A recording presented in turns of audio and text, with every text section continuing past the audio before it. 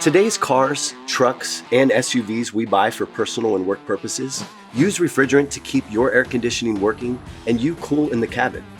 There are two different kinds of refrigerant common in today's vehicles. So what's the difference between them? And which does your vehicle use?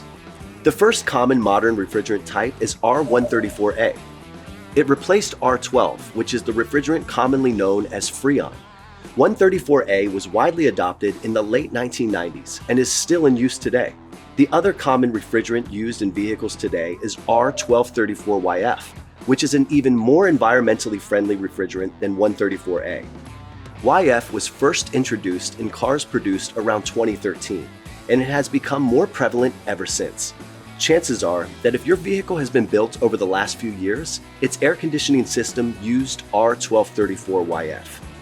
If you're unsure of which kind of gas your vehicle uses, you can check under the hood, in the owner's manual, or by visiting acprocold.com. More questions? Head to acprocold.com for additional information on everything it takes to keep your car's AC blowing cold.